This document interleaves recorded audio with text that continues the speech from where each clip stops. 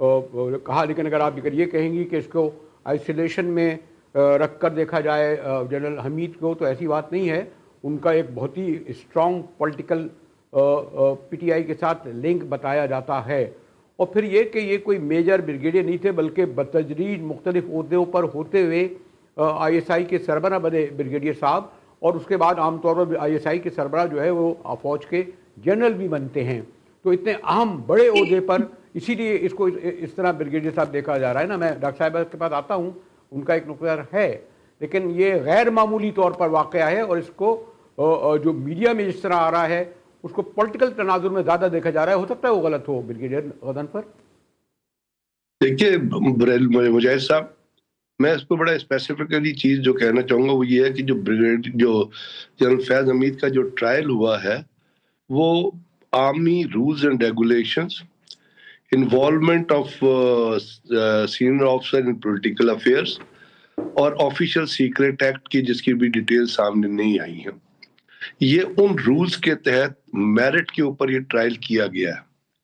अब इसको किसी भी तरीके कार से फिलहाल इसको एक पॉलिटिकल एसेट से जोड़ना या यहाँ पे ये कहना कि जी जो ये ट्रायल यूं इसलिए किया गया है, कहना पड़ेगा कि आपने सुना होगा कि बिलावल भुट्टो जो पार्टी के चेयरमैन जब ये कहते हैं कि अपने वक्त के दो फिरौन थे, एक इमरान खान, ये तो उनका बयान है ना, एक पार्टी के और जिस वक्त अलाए गवर्नमेंट के।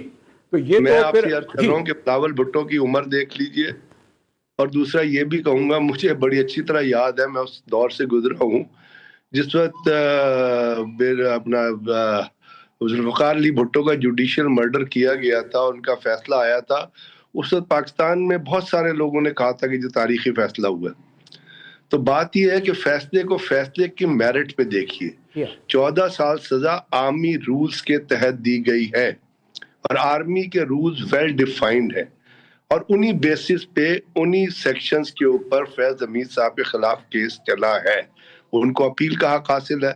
आपको याद है पेशावर हाई कोर्ट में 70 वहाँ पे आर्मी कोर्ट ने 70 दहशतगर्दों को सजा दी थी, जो पेशावर हाई कोर्ट के चीफ जस्टिस ने उन 70 दहशतगर्दों को रिहा कर दिया था, हालांकि वो दहशतगर्दी में इन्वॉल्व थे।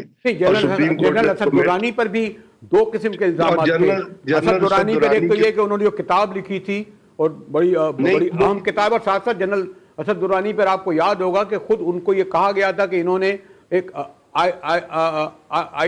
IGI बनवाने में पैसा बांटा था सब पॉलिटिकल पार्टीज में।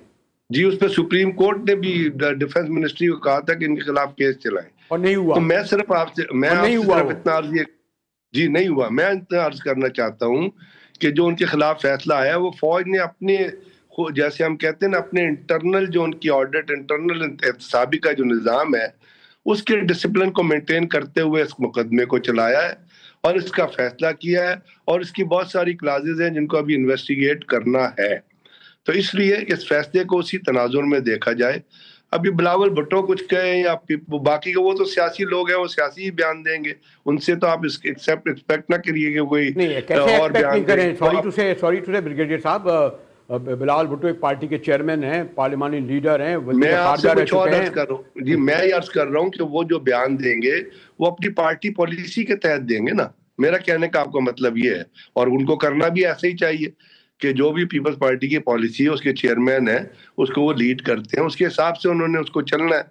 लेकिन ये जो कोई फैसला हुआ है, इस फैसले के ऊपर ये चीज साबित हो गई है।